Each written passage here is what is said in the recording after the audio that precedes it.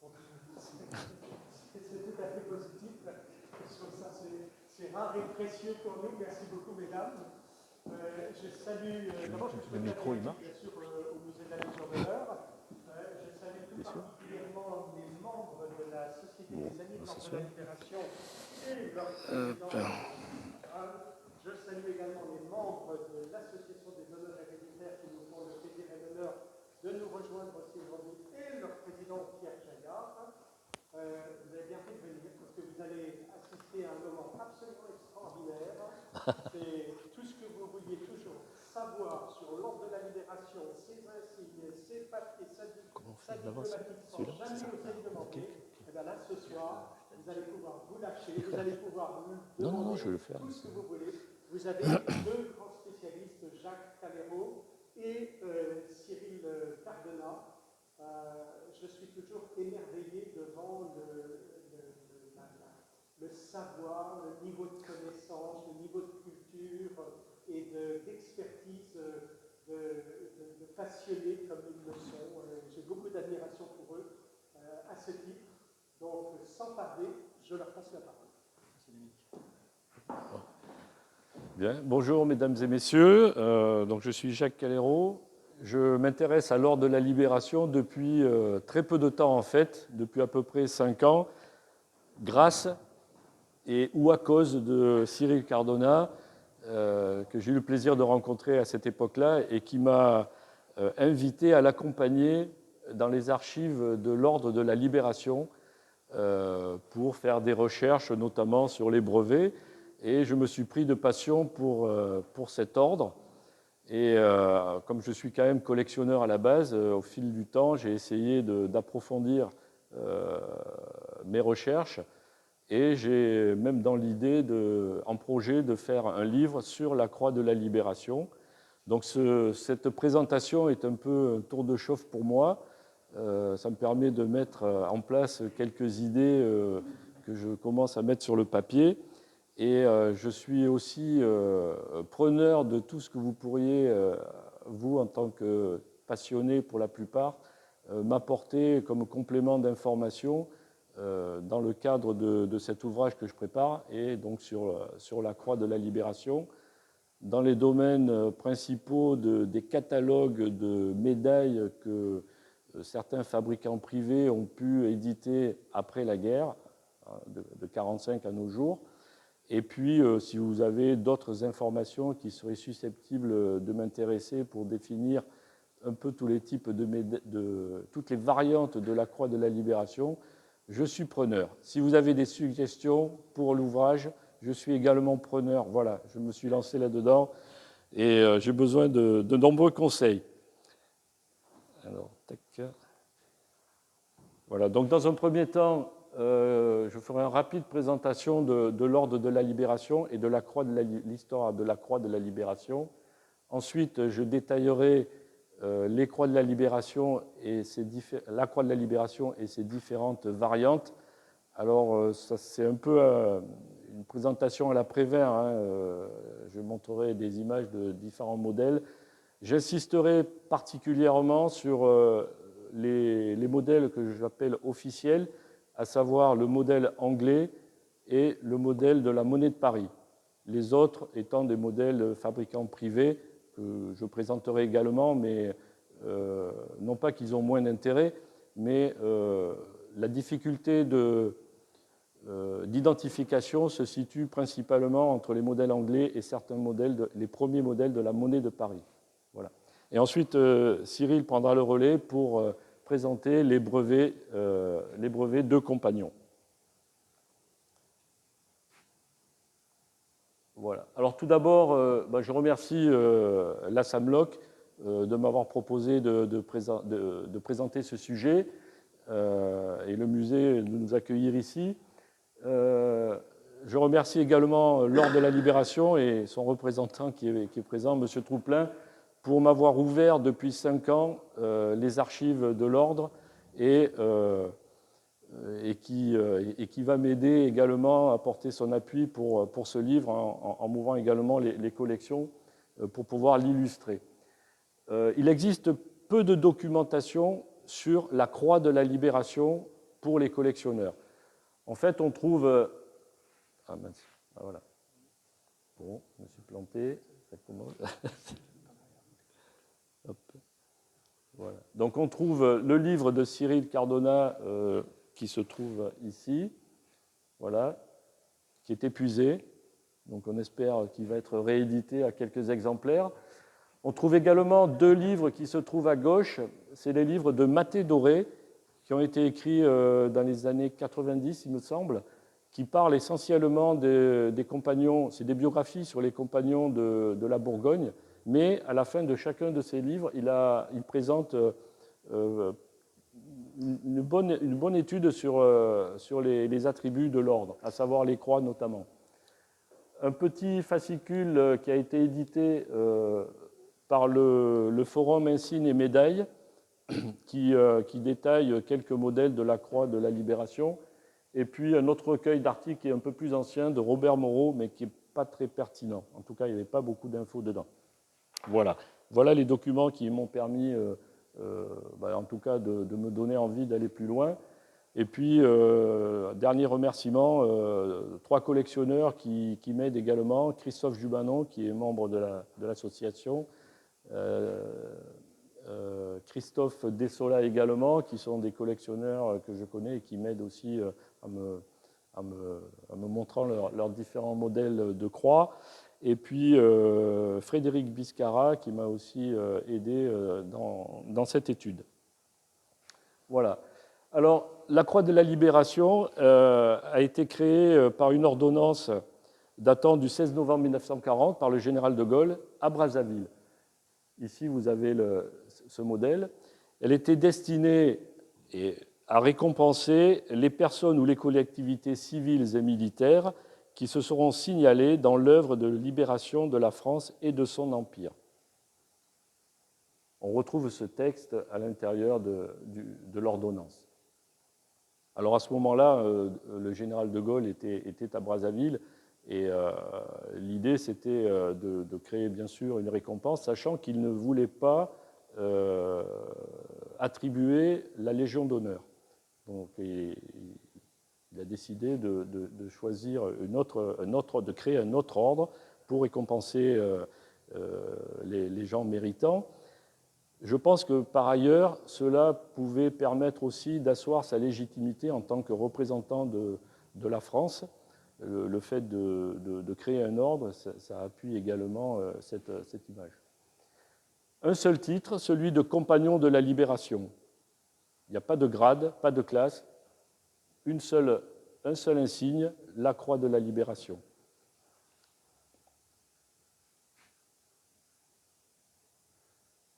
C'est le décret du 29 janvier 1941, donc quelques mois plus tard, qui définit tous ces critères, les critères qui permettent de décrire la croix.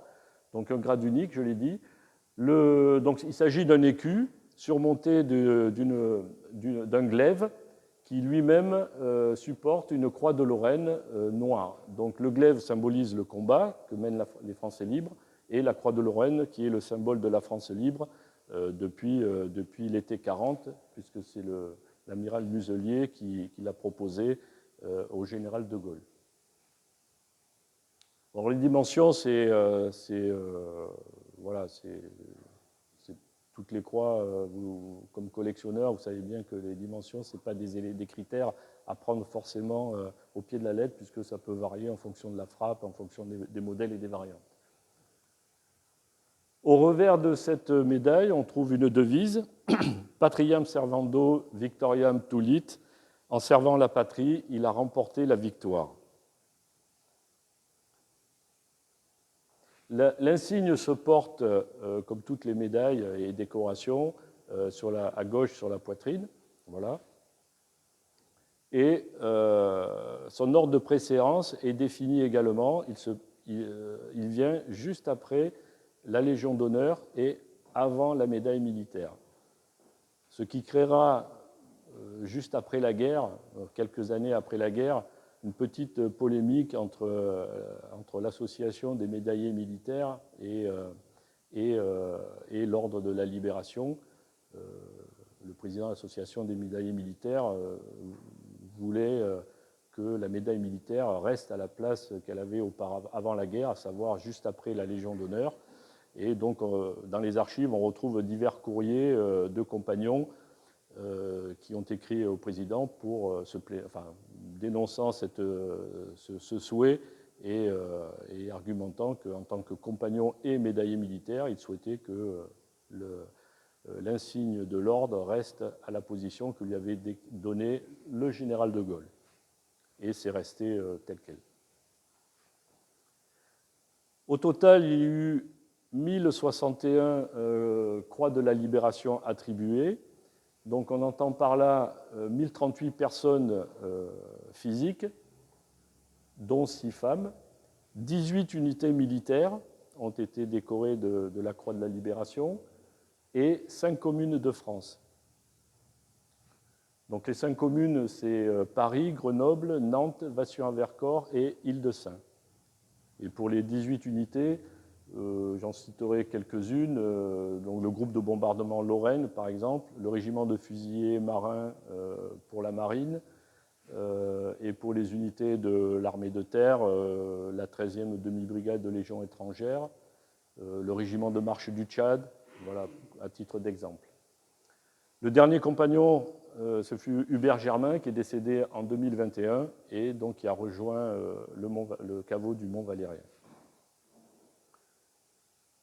Petite anecdote à ce sujet, parmi les derniers, la dizaine de derniers compagnons, à l'époque, c'était le chancelier était le compagnon Moore. Il avait contacté ses camarades pour savoir s'ils accepteraient de suivre la volonté du général de Gaulle, à savoir que le dernier compagnon rejoigne le caveau du Mont Valérien. Donc tous ont répondu leur souhait. Et en l'occurrence, Hubert Germain avait bien répondu que s'il se trouvait être le dernier, eh bien, il voulait bien aller dans le caveau du Mont Valérien. Alors la croix de la libération a eu une vie finalement assez courte, puisque la création fin 1940, et puis les premiers décrets d'attribution datent du 29 janvier 1941, et l'ordre est forclos le 26 janvier 1946. Le général quitte le gouvernement et décide qu'il n'y aura plus de croix de la libération attribuée. Et donc, il n'y a plus de compagnons, excepté 2 cas particuliers. Winston Churchill, en 1958, donc l'ordre a été réouvert à cette occasion pour que le général de Gaulle puisse remettre la croix de la libération à Winston Churchill. On voit la photo en haut de la remise. Et puis, une nouvelle fois en 1960, pour le roi George VI d'Angleterre, de Grande-Bretagne. Et donc là, c'est à titre posthume.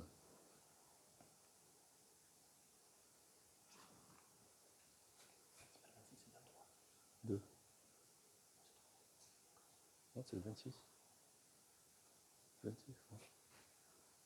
Voilà. Donc là, je vais attaquer le dur du sujet, les croix de la libération. Donc, qui a réalisé ce projet? Donc, on est en 1940, peu de temps après que le général ait rejoint Londres et que les premiers FFL l'ont rejoint également.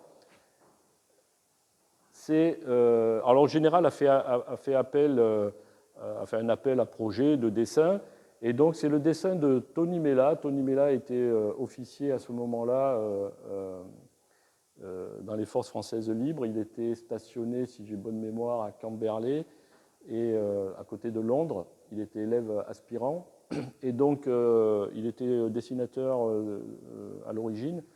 Et donc, c'est son projet qui a été retenu. Donc on retrouve ici un document officiel qui en atteste. Et ce projet lui a permis, en plus de la notoriété d'avoir conçu l'ordre de la libération, d'avoir conçu la croix de la libération, pardon, de pouvoir bénéficier d'une prime de 50 livres à cette occasion.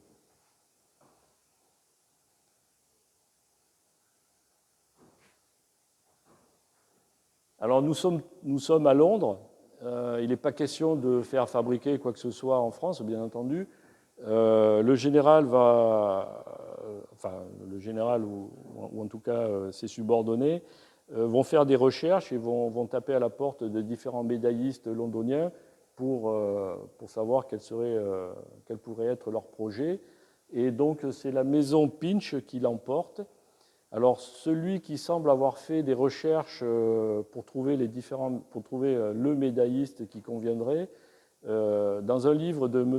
Notin, il fait référence à le futur compagnon Aquin, qui se trouvait encore à ce moment-là à Londres, à l'état-major, et c'est lui qui aurait fait des recherches pour trouver le médailliste. Donc voilà, c'est l'histoire qu'on retrouve dans ce livre. Quoi qu'il en soit, c'est la maison Pinch qui a été retenue pour la réalisation des croix. Alors si parmi vous, il y en a certains ont suivi des ventes récentes, il y a quelque temps, il y a eu une plaquette représentant une croix de la Libération de chez Gaunt, de la maison Gaunt, qui a été mise en vente sur eBay. En fait, je pense que cette plaquette, qui est un croquis, doit correspondre, à mon sens, au projet qu'a proposé cette maison lors de la visite du futur compagnon Aquin, lorsqu'il a prospecté pour une maison. Ils ont dû lui montrer leur projet. Ce n'est pas celui qui a été retenu.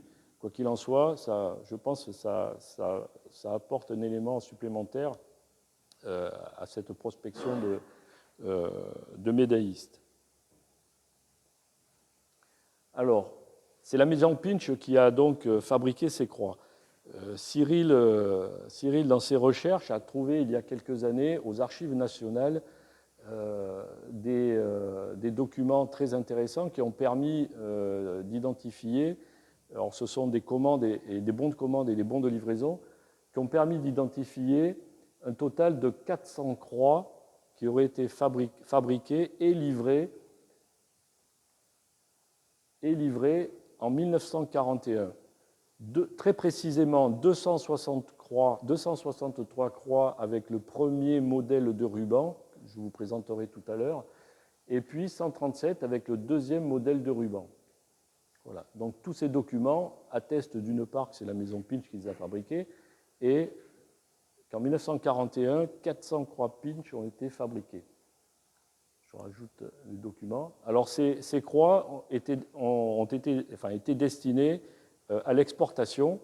Alors certainement, d'une part, parce que le besoin de remettre des croix était sur les théâtres où étaient engagées les forces françaises libres, à savoir en Afrique. Donc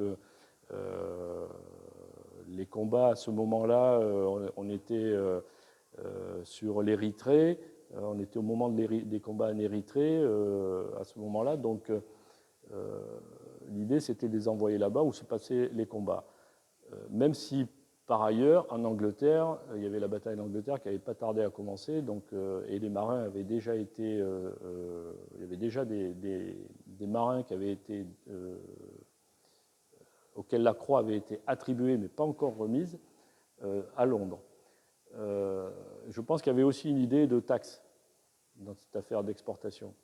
Ça coûtait moins cher de passer sous le coût de l'exportation. Alors, un autre document, voilà. Il y a quand même quelques croix qui sont restées à Londres. C'est l'amiral d'Argentlieu qui demande à ce qu'une dizaine de croix restent à Londres pour pouvoir être décernées justement aux compagnons qui seraient nommés et qui se trouveraient en l'occurrence en Angleterre. Donc ce document vient des archives de l'Ordre de la Libération. Donc toutes les croix ne sont pas parties en Afrique, en l'occurrence Brazzaville. Dans un autre document que nous avons trouvé bien plus tard, puisque je crois que c'est l'année dernière que nous avons mis la main dessus dans les archives de l'Ordre, en fait on trouve un document mais particulièrement intéressant.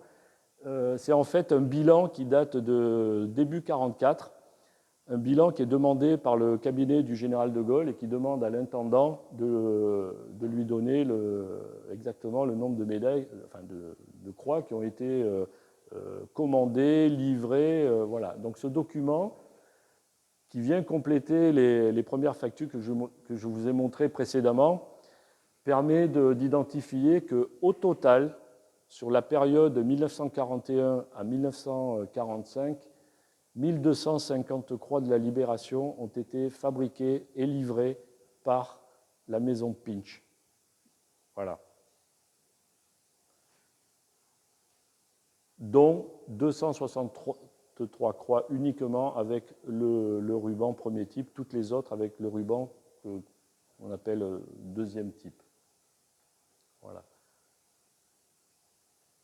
Alors, pour analyser ce document, bien sûr, il faut prendre en compte les premiers que j'ai montrés, mais ici, on a une annotation qui vient du secrétaire, commandant de la Porte à l'époque, qui précise que la première commande, à savoir les quatre premières feuilles que je vous ai montrées précédemment, en fait, il y a eu une commande de 500. Et je pense qu'en 1900, soit en fin 41, soit dans le courant de l'année 42, il y a 100 croix qui faisaient partie de la première commande, qui ont été livrées par la maison Pinch. Voilà. Donc ce qu'il faut retenir, c'est 1250 croix Pinch au total.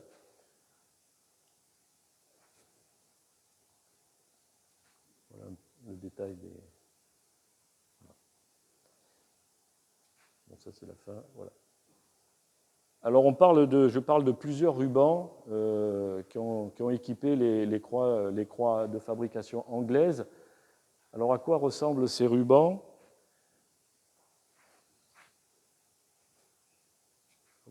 Voilà. Donc à gauche, vous avez l'illustration du ruban dit du premier type. Alors ici, c'est le commandant Jean Simon qui le porte. La cérémonie date de la libération de... Ouais, il ne marche pas plus mon truc. Ouais. D'accord. La photo a été prise à Dijon, me semble-t-il. Donc c'est à la libération de Dijon. Et puis à droite, c'est le compagnon Paul Vibert de la Marine qui commandait le Poulmic, qui est un des tout premiers à avoir été nommé compagnon, puisque le décret date du 7 février 1941. Son bateau a coulé à la sortie du port. Il commandait le chasseur de mines Poulmic. Et donc son bateau a sauté sur une mine et la quasi-totalité de l'équipage est décédée. Ils sont une poignée à avoir survécu. Donc il a été nommé compagnon à cette occasion. Voilà le détail des deux modèles de ruban. Donc à gauche, le ruban du premier type et à droite, le ruban dit du second type.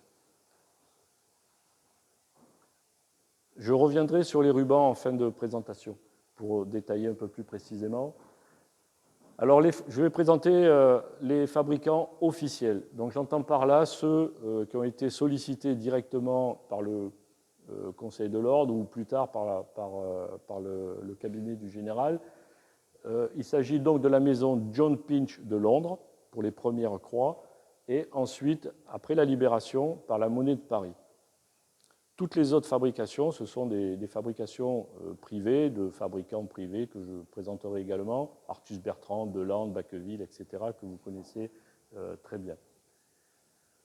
Donc le modèle Pinch, le premier avec le ruban du premier modèle, la première cérémonie qui est documentée, c'est celle de Castina, qui s'est déroulée le 26 mai 1941. Castina, c'est l'actuelle Palestine. Donc c'est la première cérémonie pour laquelle il existe des photos. Et c'est la croix de la Libération, premier type, qui a été décernée à cette occasion. Alors, une petite anecdote également là-dessus. Si on prend toute la série de photos, on note 25 compagnons qui sont décorés par le général de Gaulle. Le général de Gaulle est parti là-bas, les documents l'attestent, avec 30 croix. Et lorsqu'on fait le total des compagnons susceptibles d'avoir été décorés à Castina, on tombe sur une quarantaine de noms. Voilà. Alors, pour essayer de démêler tout ça, il y a certes les photos, les biographies, et puis les quelques anecdotes qu'on arrive à découvrir. En fait, certains ont reçu la croix à Castina, ils sont connus, les 25, les noms sont identifiés. Ça veut dire qu'il y a eu d'autres compagnons qui ont été décorés à Castina, mais pas à cette cérémonie-là. Par qui? Le général de Gaulle, certainement, mais lors de sa tournée dans le camp. Alors, il y a le futur général Garbet, qui à l'époque devait être lieutenant-colonel.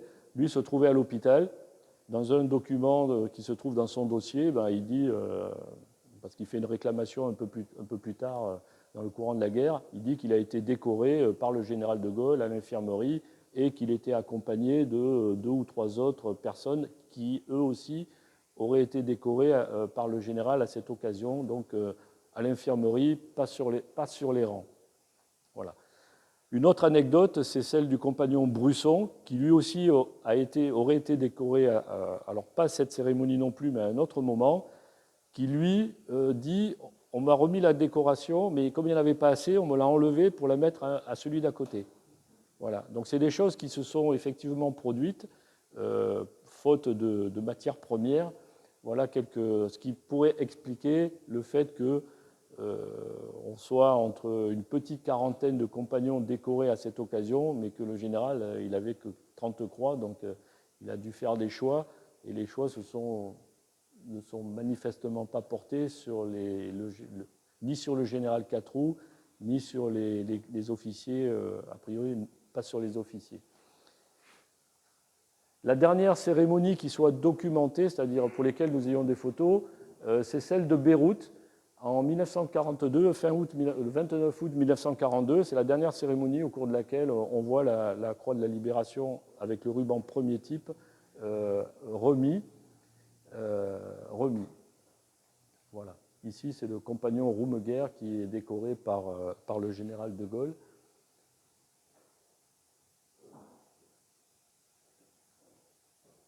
Alors, la croix de la Libération, donc vous avez vu le ruban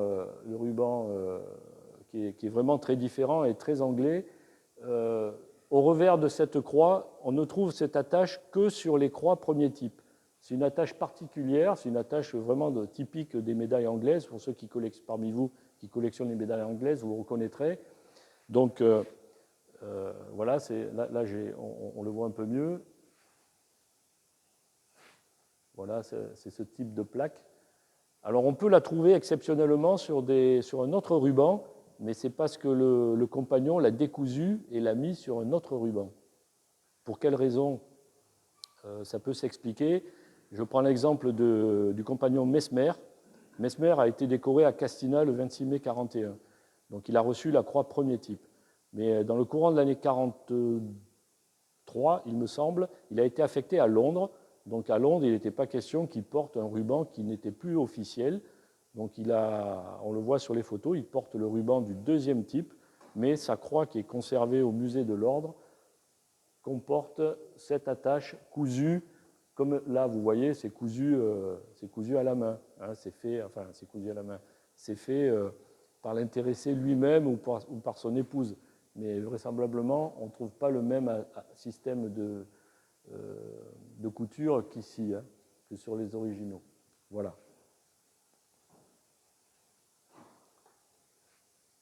Voilà l'intérieur du ruban. Alors cette photo permet d'apprécier la qualité du tissage, d'une part, mais aussi le fait que ce ruban, qui était assez rare, a servi pour fabriquer les rappels de ruban. Donc les photos d'époque témoignent de l'utilisation de rappels avec le ruban à bande diagonale. Et ici, vous voyez quelques montages particuliers, soit qui montrent la découpe, soit qui montrent le renfort derrière pour que ça tienne mieux. Voilà.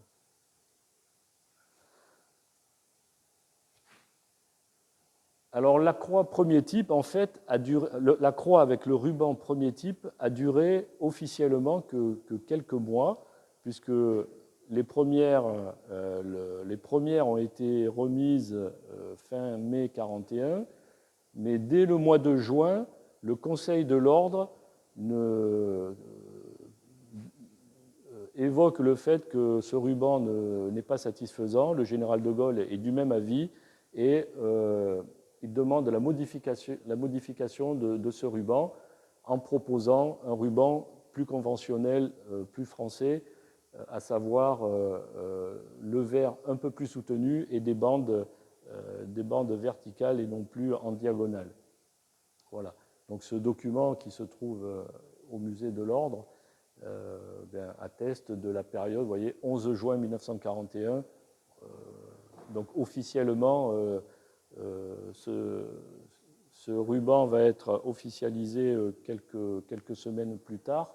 Donc le ruban premier type a vécu officiellement que très peu, que quelques mois, mais on le retrouve quand même jusqu'en 1942 au moins lors des cérémonies, pour la bonne raison que le stock a été envoyé sur le théâtre des combats et continue d'être délivré, d'être remis, parce que c'est la seule croix dont il dispose, en attendant que les nouvelles croix arrivent.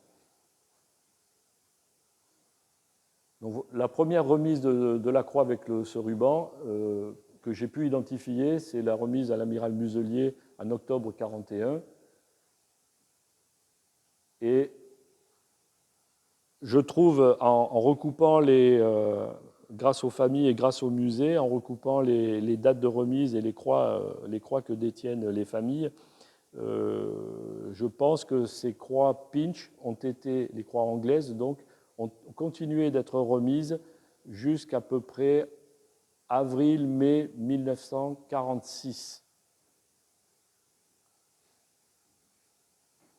Ensuite, c'est la monnaie de Paris qui vient en force lors des cérémonies. Donc là, c'est une cérémonie qui s'est déroulée à Baden-Baden. On voit le fils Bécourt-Foch en premier, le petit garçon. Ensuite, le compagnon Karcher, le compagnon Bourdis qui est décoré. Et ensuite, les autres, c'est Malek, le compagnon Malek. Et les autres, ce ne sont pas des compagnons.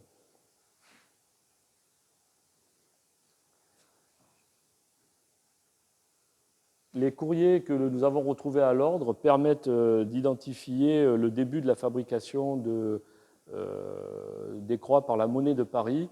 Donc la libération vient de se tout juste faite, la libération de Paris est tout juste faite, que le contact est pris par le Conseil de l'Ordre, enfin la chancellerie, si je ne me trompe pas, à cette époque-là, c'est déjà la chancellerie, prend contact avec la monnaie de Paris pour que les croix soient fabriquées par la monnaie de Paris et non plus par la maison Pinch de Londres.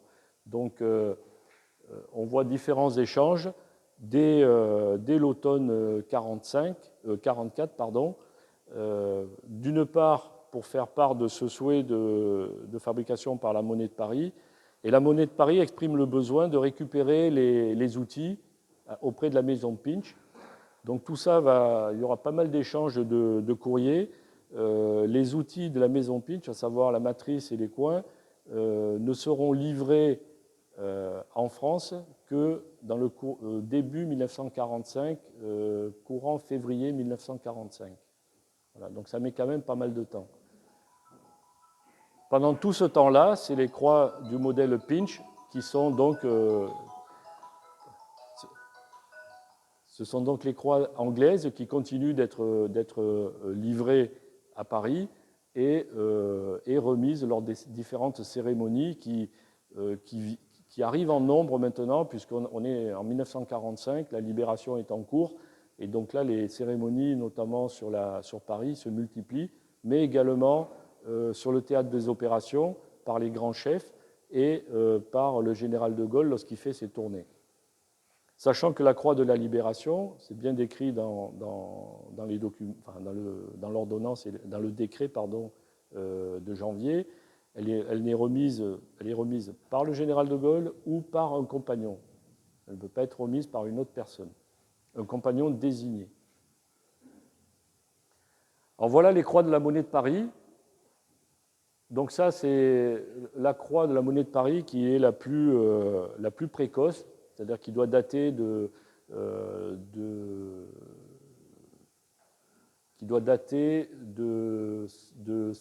au mieux de septembre 1945. la monnaie de Paris n'a pas pu fabriquer, produire les croix, ces croix, avant septembre 1945. Les échanges de courrier le montrent. Un exemplaire prototype est envoyé au mois de juin 1945 au Conseil de l'Ordre. La monnaie de Paris a récupéré les matrices courant février, donc ça leur a laissé le temps de fabriquer leurs propres outils. Le premier exemplaire n'est pas satisfaisant, donc le Conseil de l'Ordre émet quelques remarques et demande à ce que ce modèle soit évolué.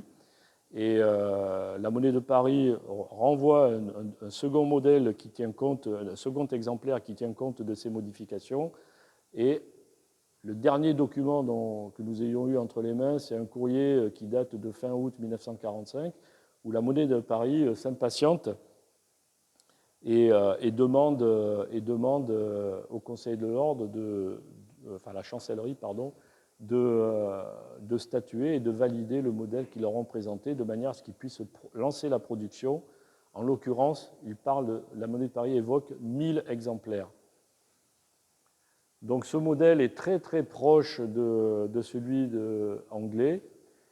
Il est poinçonné comme les médailles qu'édite la monnaie de Paris. On trouve la corne d'abondance bien sûr et les lettres BR, les initiales BR pour bronze ou le mot bronze écrit en entier. Alors les différences, elles sont assez infimes, ce qui a fait dire assez longtemps parmi les collectionneurs que la monnaie de Paris avait utilisé les outils de la maison Pinch pour fabriquer ses propres croix, ce qui est, je ne suis pas un spécialiste non plus, mais je doute qu'une maison, qu'un établissement gouvernemental comme la Monnaie de Paris utilise des outils qui n'aient pas été fabriqués par eux et ou poinçonne des médailles qui n'ont pas été fabriquées par eux. À mon sens, ce n'est pas possible. Et après, quand on regarde dans le détail, quand on compare les deux médailles, on trouve des différences assez significatives. Donc la particularité sur ces croix, c'est qu'elles sont toutes les deux, que ce soit les Pinch ou les monnaies de Paris, elles ont la poignée qui est entièrement quadrillée. C'est un premier élément pour les reconnaître. Donc on voit quand même, les monnaies de Paris sont relativement mieux faites au niveau de la poignée que les modèles anglais. En ce qui concerne les poinçons, les modèles Pinch ne sont pas poinçonnés. On le voit en haut. Voilà le modèle Pinch sur la tranche inférieure, alors que les modèles de la monnaie de Paris sont tous poinçonnés, soit corne bronze, soit corne BR. Indifféremment, le côté importe peu, mais ils sont tous poinçonnés, toutes poinçonnées. Quelques micro-défauts qui permettent de les identifier. Alors, sur la face, c'est un peu difficile, mais l'aspect général est différent. La couleur est différente. Et la qualité alors, c'est une laque noire. Ce n'est pas vraiment un émail, c'est une espèce de laque noire. C'est une peinture laquée noire qui est apposée dessus. Il y a une réelle différence entre les deux modèles. Ensuite, point particulier, ce sont des petits détails qui se trouvent au niveau du M de Patriam, du E de Servando et du R de Victoriam. Il y a d'autres petits détails, mais c'est les principaux détails qui permettent d'identifier et de pouvoir savoir si c'est une Pinch ou une monnaie de Paris. Voilà dans le détail. La Pinch, vous voyez un petit creux au niveau du sommet du M. La monnaie de Paris ne l'a pas. Au niveau du E, sur les Pinch, on trouve ce petit trait là que l'on voit dans le prolongement de la barre du milieu du E. Sur les monnaies de Paris, ça n'apparaît pas. Alors, ce petit trait, il faut quand même être prudent, parce que sur les premières croix Pinch, c'est un micro-défaut. Donc, c'est un défaut qui est arrivé au fil c'est un défaut de la matrice qui apparaît au fil du temps, au fil des productions. Il faut que j'aille plus vite. Ouais. Bon, ben, voilà un exemple de l'évolution du E. On ne voit pas le trait dans les premières et on commence à le voir à la fin. Alors, je vais un peu plus vite. Le défaut du R, vous voyez une espèce d'excroissance au pied du R, le long du glaive. Sur la monnaie de Paris, il n'y est pas. Tout ça montre qu'il y a des différences. D'une part, qu'il y a des différences significatives entre les deux médailles, mais également que la monnaie de Paris a utilisé, grâce à une fraise, à réduire les outils de pinch. Ils ont utilisé le modèle, les matrices et les coins de pinch pour fabriquer leurs propres outils, d'où la proximité des deux croix. Alors là, je vais aller assez rapidement, c'est les modèles de la monnaie de Paris, mais qui sont plus tardifs, qui sont après-guerre. Alors, j'ai essayé de trouver un ordre chronologique et de faire une période, mais je ne suis pas certain des dates. Donc, si parmi vous, il y a des membres pointus dans ce domaine, voilà. Je pense que ces modèles-là sont apparus vers 1955. La particularité de ces croix, c'est que la poignée n'est plus quadrillée sur les côtés, comme vous pouvez le voir ici. Il n'y a que la face et le revers qui sont quadrillés. Sur les côtés, c'est lisse. Et elles sont beaucoup plus épaisses que le premier modèle que j'ai présenté auparavant. Mais elles sont de très très belle qualité. Voilà un petit peu. Alors le poinçon, il est des deux côtés, à l'endroit, à l'envers, au gré de celui de l'ouvrier.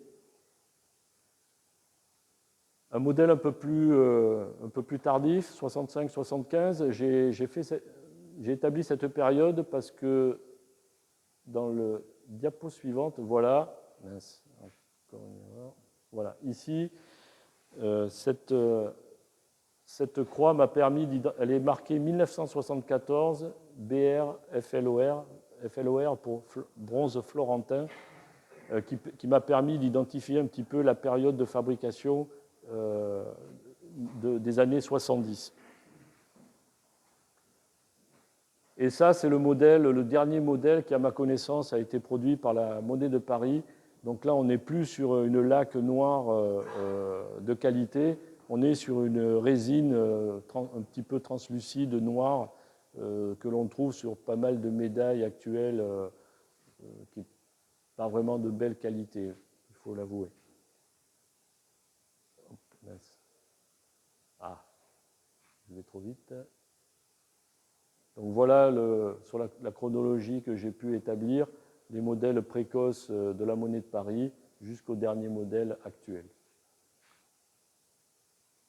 Les fabricants privés, dans un courrier de la Monnaie de Paris, celui qui date de fin août 1945, la Monnaie de Paris se plaint quelque part que les fabricants privés ont déjà commencé leur production. Ça veut dire que les grandes maisons qui existaient à l'époque, à savoir Artus Bertrand, Delandes, Bacqueville, Marie Stuart certainement, Mourgeon, ont dû fabriquer dès le début 1945 leur croix de la Libération à partir d'un modèle qu'ils ont pu trouver auprès des compagnons, je pense. Enfin, en tout cas, ils ont fabriqué leur croix dès cette époque-là. La Monnaie de Paris s'en plaint. Et ont continué de les fabriquer jusqu'à la fermeture de la maison, de la dite maison.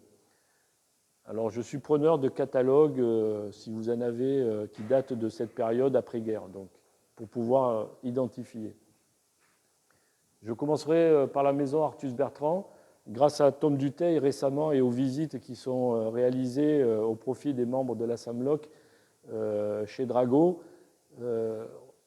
il a retrouvé les matrices et coins de Artus Bertrand. Donc ça a permis de confirmer ce qui était supposé, que ce modèle de croix a été fabriqué provenait bien de Artus Bertrand. Vous voyez la particularité, c'est qu'il n'y a pas de découpe entre la poignée la garde du glaive et le haut de l'écu. Et elle n'est pas peinte. La croix de Lorraine n'est pas peinte. C'est toujours le modèle Artus Bertrand, mais là avec l'espace entre la garde et l'écu a été découpé et dans certains cas, la croix a été recouverte d'une laque noire. Donc je pense que le type 2 est le plus proche de celui que j'ai présenté auparavant. Et le type 3 recouvert de laque noire, c'est celui qui a dû arriver en dernier parce que ces croix sont d'une facture un peu plus, enfin, moins bonne. Bacqueville également. Alors, la particularité, c'est qu'on trouve la croix de Lorraine est chanlevée ou cloisonnée. Voilà, c'est les deux termes employés. Donc, elle est en relief et à l'intérieur, la croix de Lorraine est peinte à l'intérieur.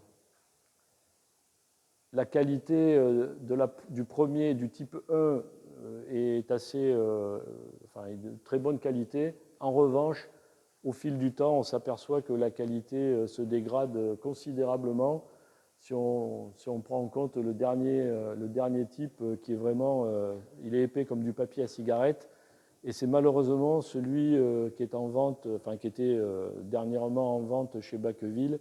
Ils ont épuisé leur stock a priori, mais que l'on retrouve parfois sur certains drapeaux des unités compagnons, puisque ces croix-là ont été achetées et ont été apposées sur le drapeau. Donc, bon, en tant que collectionneur, c'est un peu dommage d'avoir mis des croix de si mauvaise qualité sur un drapeau. Le modèle Delande, alors j'ai choisi de présenter le type 4 en premier parce que c'est celui-là qui m'a permis d'identifier les types précédents. Pourquoi? Parce que c'est le seul modèle qui soit poinçonné. Vous voyez en haut sur la bélière, bronze, avec le poinçon carré avec l'abeille au centre, qui est le poinçon de la maison Delande. Donc ces croix, elle n'est pas de très bonne finition. Donc c'est certainement un modèle qui a dû apparaître un peu avant la fin de la fermeture de Delande.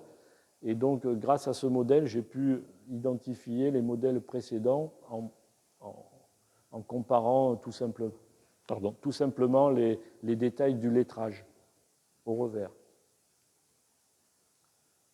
Donc voilà les différents modèles Delande que j'ai pu identifier. À savoir que le lettrage est l'élément essentiel qui permet de différencier tel ou tel fabricant. Voilà. Toujours du Delande. Vous voyez la croix chanlevée. Et c'est de la peinture, vraiment un filet de peinture qui se trouve au fond. Un modèle un peu particulier de chez Delande qui est poinçonné Made in France sur la tranche. C'est étonnant, mais j'en ai identifié deux croix. Une qui se trouve au musée de Chalon-sur-Saône et qui aurait appartenu au compagnon Basset, il me semble, de mémoire. Et puis une autre qui se trouve dans une collection privée, donc il doit y en avoir d'autres, mais c'est un modèle intéressant, Made in France. Mourgeon, la maison Mourgeon a certainement fabriqué des croix. Je reviendrai dessus un petit peu plus tard, c'est pour la raison pour laquelle j'ai mis un point d'interrogation et j'expliquerai pourquoi. Donc ça, c'est un modèle que je n'ai pas encore réussi à identifier. Il est de très bonne qualité, c'est de l'émail. Une maison qui avait pignon sur rue en 1945, peut-être la maison Stuart, Marie Stuart, mais je n'ai pas trouvé de fabricant encore associé à cette croix. Également celui-ci, toujours différent des autres, je le précise, dans le lettrage notamment. La maison Mouret, donc ça, ils vendent toujours, donc c'est le modèle qui est en vente actuellement. Vous voyez la croix de Lorraine qui est recouverte d'une résine, on utilise la résine et c'est plus de l'émail. Particularité pour ces modèles également, tous ceux que j'ai présentés jusqu'à présent, c'était des modèles frappés. Là, on commence à voir apparaître des modèles moulés par injection de métal. Donc c'est des méthodes relativement récentes qui ont une petite vingtaine d'années maximum et qui sont très développées en Asie. Donc on sait le faire en France, mais en fait c'est plus rentable de le faire en Asie, ça coûte beaucoup moins cher. Donc les maisons qui vendent actuellement des croix de la Libération les font fabriquer en Asie. Pardon. Alors, je reviens sur les croix moulées épaisses que l'on dit aussi dans le monde des collectionneurs. Elles sont connues sous l'appellation dite de Brazzaville. Pourquoi de Brazzaville? Parce qu'elles sont assez frustres, elles sont de mauvaise qualité, elles sont épaisses.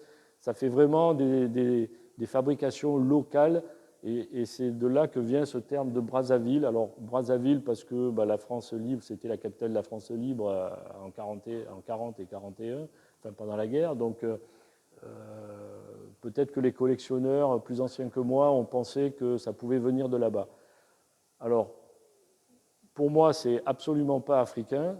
Ça n'a jamais été fabriqué en Afrique. C'est mon hypothèse. Hein. Ça n'a jamais été fabriqué en Afrique. Au vu de la quantité que l'on trouve sur le marché, chez les collectionneurs, dans les familles, ce n'est pas possible que ce soit fait localement en Afrique. Il y en a trop. En revanche, j'ai retrouvé dans un catalogue de vente à la vente aux enchères à Fécamp qui date de 2021 ou 2022, une croix identique qui était identifiée comme modèle Mourgeon. Voilà. Alors, c'est une hypothèse très récente parce que j'ai découvert ça il n'y a pas très longtemps. Et puis, un collectionneur qui est présent en a une aussi dans sa collection qu'il a acheté comme étant un modèle Mourgeon. Donc, il se peut que ces croix, dont j'ai essayé de mettre une évolution chronologique et qualitative, que ces croix soient une fabrication de la maison Mourgeon, mais avec vraiment beaucoup de guillemets. Hein. En fait, ce sont des croix qui sont moulées, mais moulées avec des moules à sable ou à plâtre. Les premiers sont assez grands, en une taille assez... Enfin, la taille comme la même taille que les pinches à peu près. Et au fil du temps, on voit que les détails sont à peu près similaires, mais la taille évolue. Donc en fait, ils ont créé un premier modèle. Lorsque le petit stock a été épuisé, ou le moule cassé, ils ont fabriqué un autre moule avec la dernière croix. Et donc on retrouve les mêmes défauts et la taille réduite au fil du temps. Deux types principaux quand même qui ressortent, enfin trois même si j'en ai mis différents là, mais qui sautent vraiment aux yeux, c'est la croix qui est, soit elle est pleine pour certains, ici, voilà, et là elle est chanlevée. Bon là elle est pas peinte, donc c'est voilà, c'est un type, une variante. Voilà ici l'épaisseur de la croix. Vous voyez la poignée, elle est vraiment, enfin toute la croix est vraiment très épaisse. Et si on la compare ici avec un modèle pinch, vous voyez la différence de qualité et la différence d'épaisseur. Mais ce sont des croix que l'on retrouve, toutes ces croix que je présente, hein, on les retrouve dans les familles. Donc elles ont été portées après la guerre. Toutes ces croix sont après-guerre. Elles ont été portées, achetées à titre privé, qui par les compagnons, qui par la famille par la suite éventuellement. En tout cas, on les retrouve dans les familles. Et au musée, bien sûr, le musée en détient, et qui sont nominatives.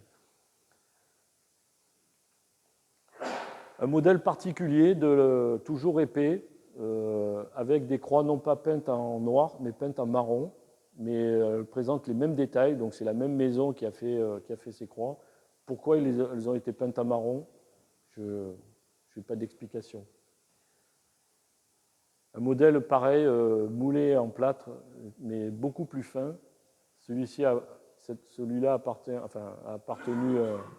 provient de la famille des Molins. Quelques curiosités. Alors, je vais trop vite. Voilà. Alors, ce sont des moulages de pinch. Ce sont des croix qui ont été fabriquées à partir d'une pinch.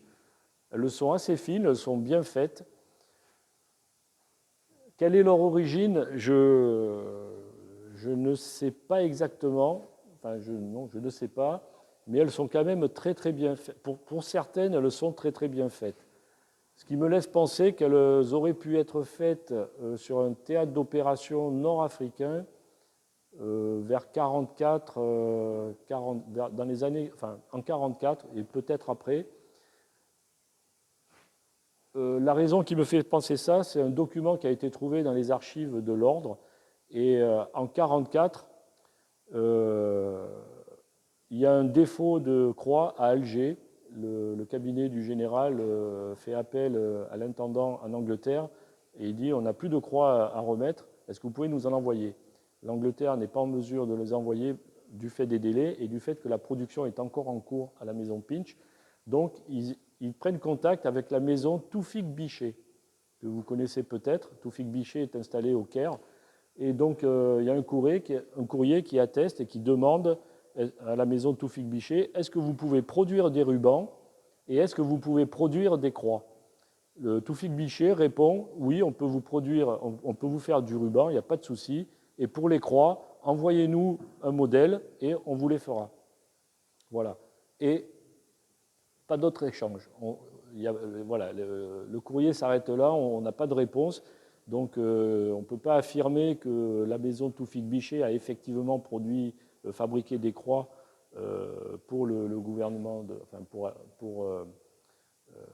pour Alger, mais on peut supposer qu'il l'ait fait. Et vu la qualité de certaines de ces croix, une hypothèse qui reste à confirmer serait que ces croix auraient pu être fabriquées par Toufik-Bichet dans les années 44 et peut-être après.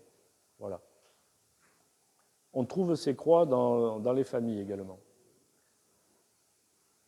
Autre curiosité, ce sont les croix à bélière articulées. Vous voyez? Donc ça également, on les trouve dans les familles, très peu, très peu, mais on les trouve dans les familles. Ce sont, à mon sens, des fabrications après-guerre, donc des années 45, 50 maximum. Pourquoi je dis ça? Parce que j'en ai trouvé une dans une famille qui est restée en l'état et le compagnon est mort en 1951 au Maroc. La croix n'a pas été touchée par la famille depuis, donc c'est pour moi une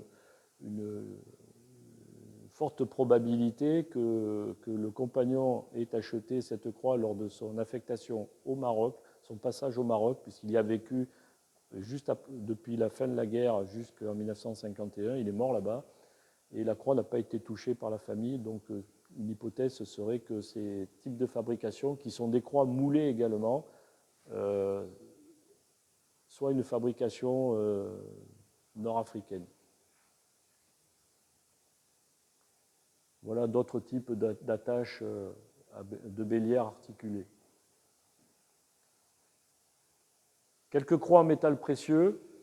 Alors voilà, une en or toujours moulée, c'est des moulages de belle qualité, en or 800. En vermeil, poinçonné Artus Bertrand, c'est celle qui a été vendue par Curial et qui provient de la famille du général de Gaulle, la deuxième là. Une argent 725, poinçonnée à la Minerve, donc qui est quand même assez récente, puisque le poinçon Minerve date des années 70, même peut-être plus tard, j'ai plus en tête. Une argent 900, poinçonnée à la tête de hure de sanglier. Et celle-ci, la dernière, argent sterling. Les rubans, donc voilà ce que j'ai pu identifier comme différents modèles de croix. Je vais vite. Les rubans, donc le ruban premier type, voilà le détail. Le ruban second type, fabrication anglaise. Donc j'ai identifié trois variantes différentes, mais toujours anglaises, fabriquées par la firme Williams de Londres. Voilà le détail des trois variantes anglaises.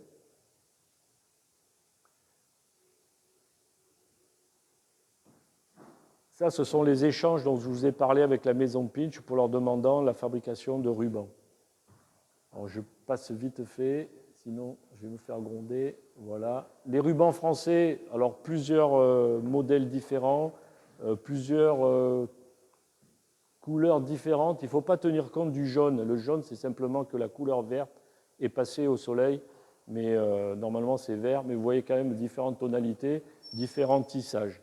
C'est la maison Néré de Saint-Étienne qui a été sollicitée par la chancellerie pour fabriquer, enfin pas par la chancellerie, pardon, par la Monnaie de Paris et par les fabricants privés pour la fabrication de ces rubans. Quelques rubans curieux, voilà, que l'on peut trouver.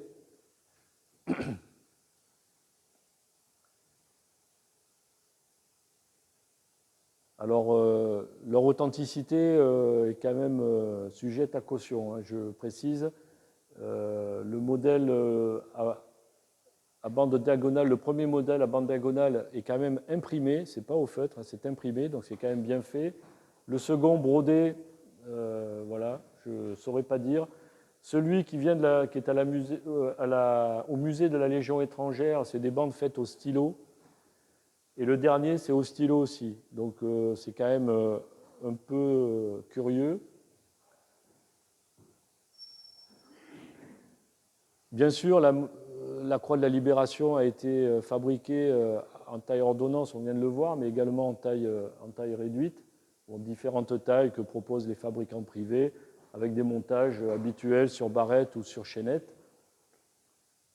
Voilà, j'ai mis à quel compagnon ça a appartenu.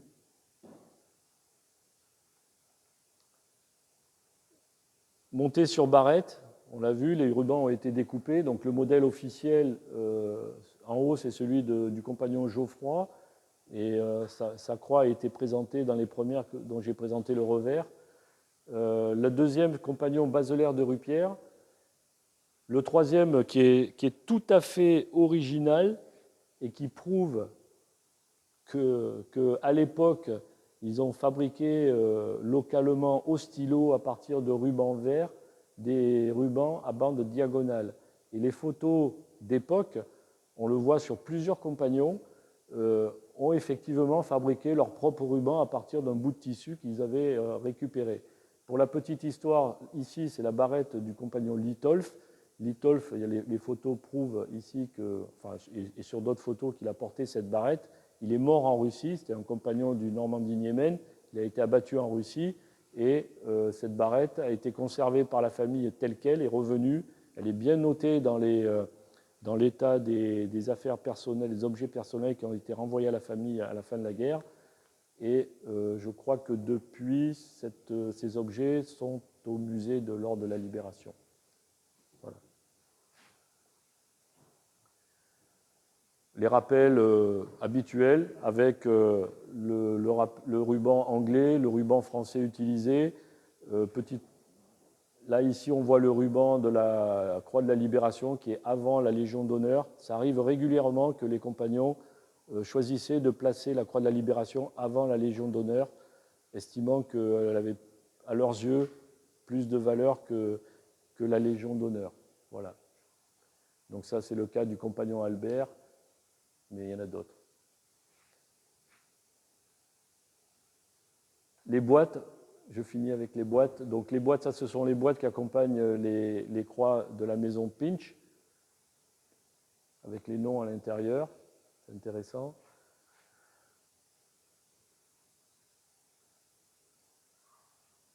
Lors de la fabrication des croix par la Monnaie de Paris a proposé de faire les croix identiques à celles de la maison Pinch et livrées dans des boîtes identiques à celles de la maison Pinch. Donc les premières croix livrées par la Monnaie de Paris sont dans des boîtes qui sont très très proches de celles de la maison Pinch. Pour les identifier, c'est quand même assez difficile. Il faut regarder la qualité du papier qui les recouvre. Et ça, c'est une boîte qui a été utilisée pour les croix qui viennent plus après dans les années 50 et au-delà. Voilà le détail des boîtes. Et voilà, je passe la parole. Je m'excuserai d'avoir été plus long. Voilà. On change de pilote. On change de pilote. Comment ça s'arrête ça ?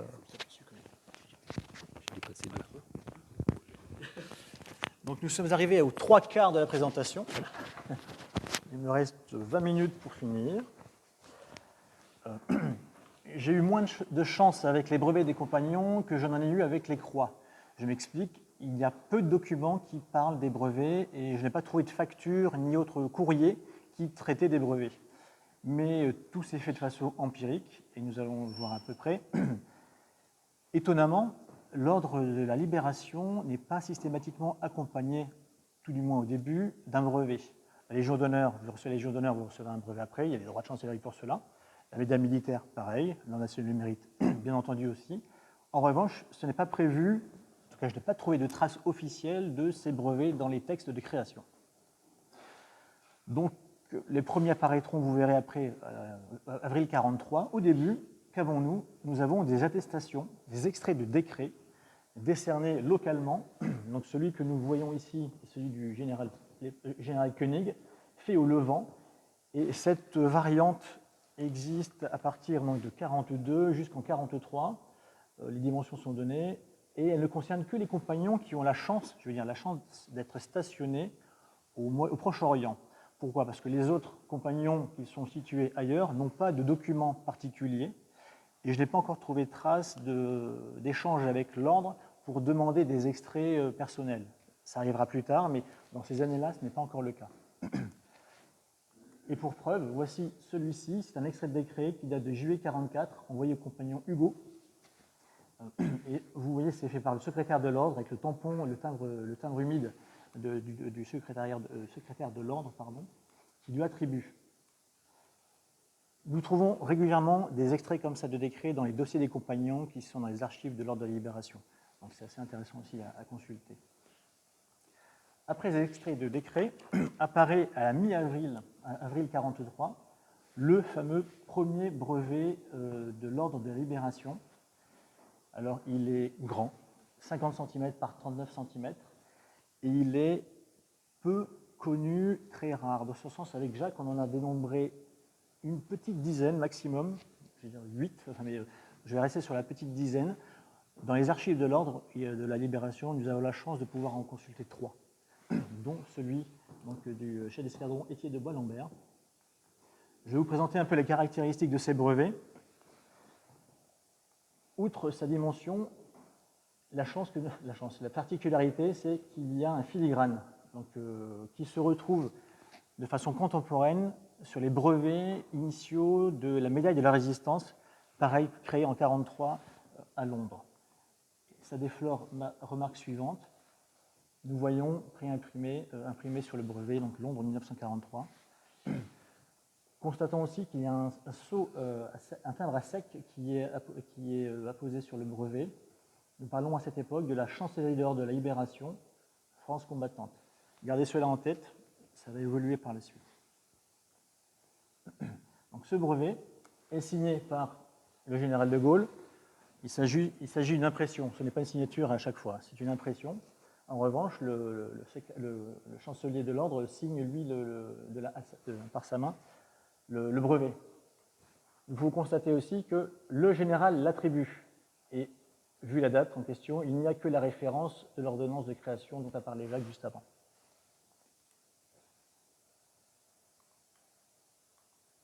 Le deuxième modèle de brevet se rencontre plus régulièrement. Nous avons identifié le nombre maximum vu sur un brevet, l'attribution ici, de 324. Donc on peut se dire qu'il y a au moins 324 brevets qui ont été distribués. Ils sont faits en France. Donc à partir de avril 43, comme je vous ai dit, on distribue le premier modèle. Le deuxième modèle, donc, on arrive en France, impression faite. Les compagnons, vu que ce n'est pas systématique, ils ont ouï dire qu'il y a des brevets qui ont été distribués. Nous avons des courriers qui sont envoyés à l'ordre pour pouvoir en bénéficier. Les premiers courriers qu'on a pu trouver, c'est février 45. L'ordre leur dit d'attendre un petit peu, puisque le brevet est en cours d'impression. Les premières distributions se font, le premier qu'on a pu trouver, en septembre 45 jusqu'à septembre 47.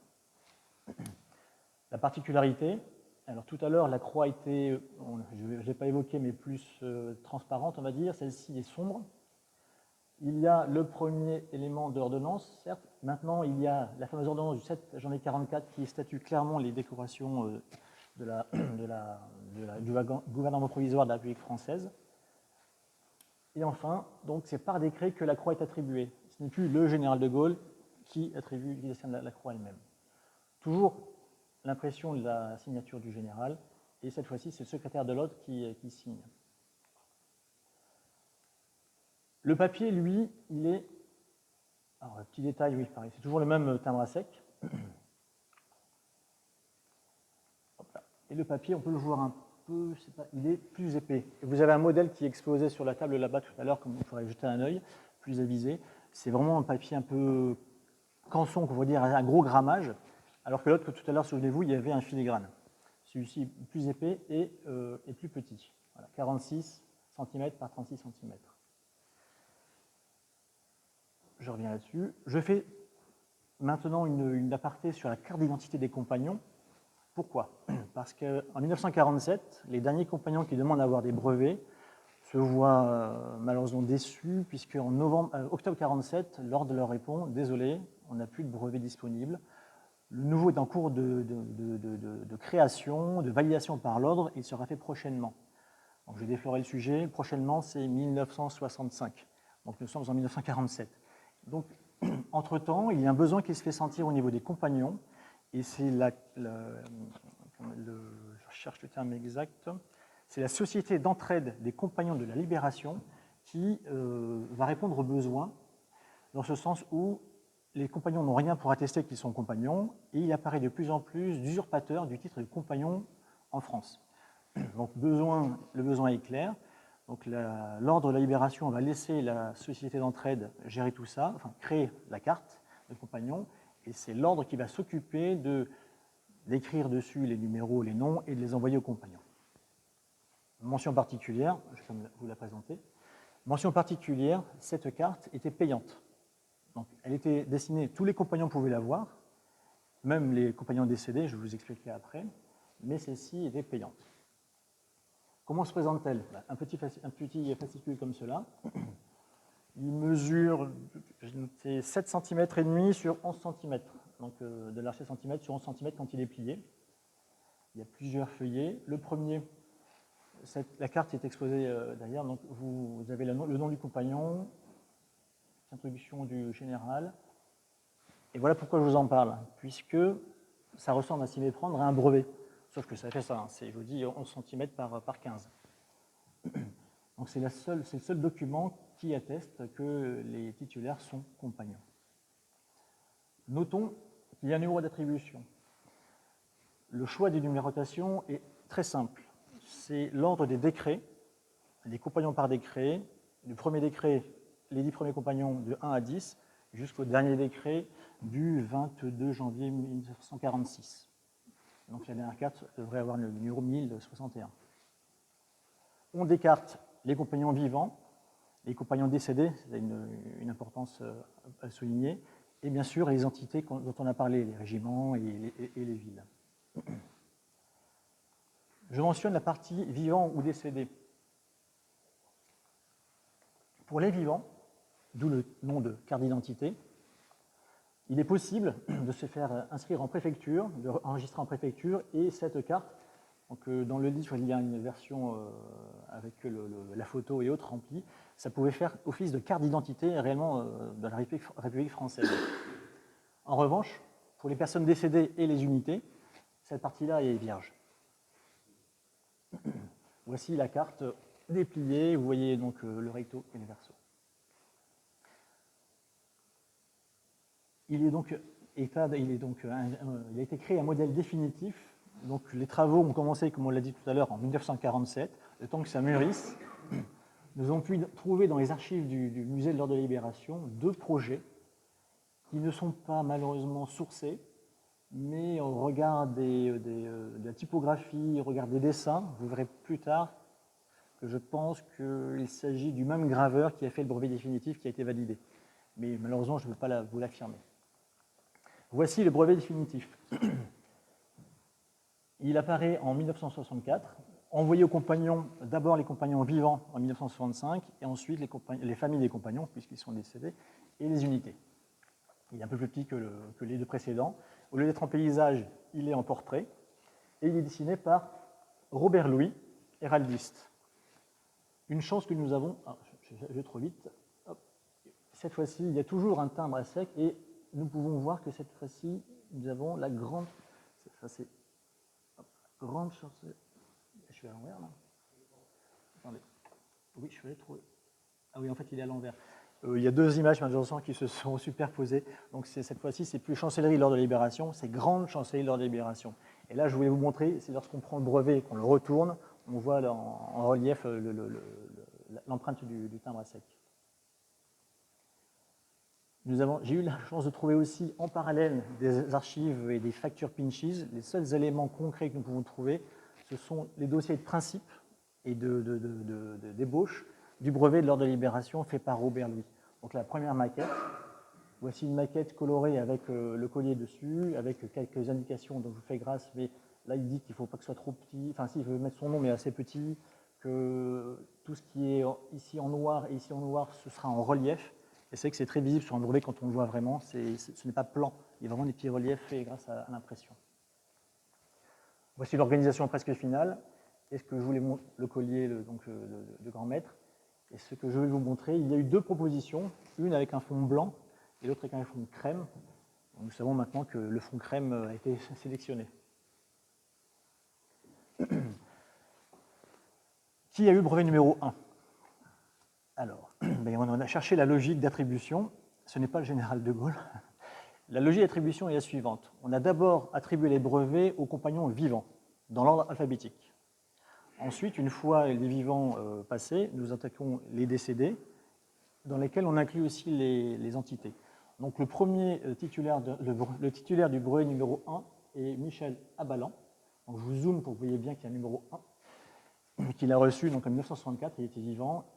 Et pour information, chacun recevait le brevet dans un tube avec une aide d'accompagnement, et on devait renvoyer le bon pour bien rendre compte qu'on avait reçu le brevet. Tous ces talons sont conservés dans les dossiers des compagnons lors de la libération. Alors, quel est le compagnon qui a eu le plus grand numéro? Donc, celui qui était décédé et dont le nom commençait par Z, c'est le compagnon André Zirnel. Le numéro 1059, sauf qu'ils sont 1061. Donc, finalement, ce n'est pas lui. On a vu dans les archives, après, il y a des choses encore à découvrir et à creuser. On a trouvé dans les archives que le brevet 1061, c'est celui de Roger Lavenir. Et 1060, pardon, c'est le brevet de Roger Lavenir, et on n'a pas encore vu le brevet numéro 1061. Donc vous voyez encore des petites choses à découvrir, mais la logique est bien celle que je vous ai exposée juste avant. Depuis, on a aussi trouvé quelques éléments intéressants et particuliers. En 1945, le sultan Mohamed V reçoit l'ordre de la libération, mais il n'a pas un brevet comme les autres, puisque à cette époque-là, il n'existe que le deuxième type. Pourtant, il y en a encore de disponibles. En novembre 1945, il y en a encore des disponibles. Mais il est décidé, je n'ai pas encore trouvé d'éléments dessus, si ce n'est comme qu'il était peint par René Diderot en novembre 1945. Tom Dutay me disait dernièrement, et Vladimir Troupla me l'a confirmé la semaine dernière, il semble que ce brevet ait été égaré. On n'a pas la possibilité de le retrouver. Particularité aussi, en 1960, nous avons parlé tout à l'heure des deux réouvertures de l'ordre après forclusion. Ce brevet-là est signé de la main du général de Gaulle, il est en vélin, réalisé en 1960 pour le roi Georges VI. Particularité, la croix, particularité 1, il y a un sceau en cire, chose qui n'est pas, on n'a jamais vu ça si c'est sur ce brevet-là, donc c'est unique.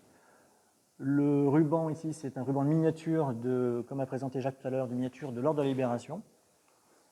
Et ce que je voulais montrer aussi, c'est que la croix elle-même, sur le brevet, c'est celle-ci, diffère un petit peu de celle du premier type, puisqu'il n'y a pas cette partie-là.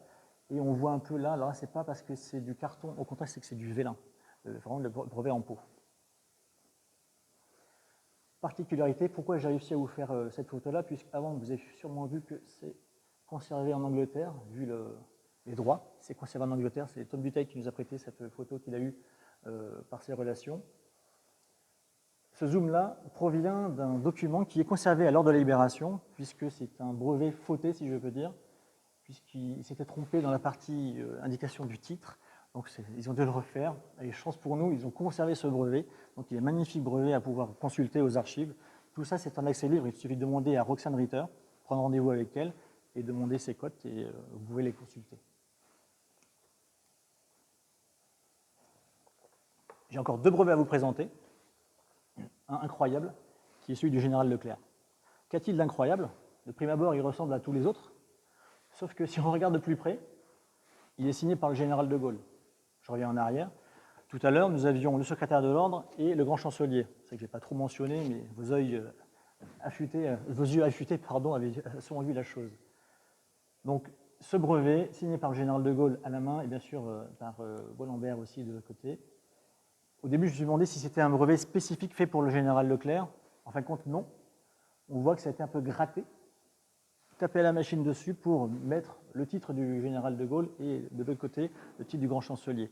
Donc c'est un brevet unique, fait à façon pour la maréchale Leclerc, puisque le général était décédé lorsque ça a été attribué.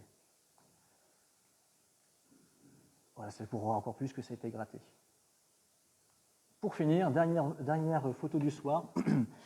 Il restait on a vu avec Jacques à l'heure de libération, il reste des brevets vierges.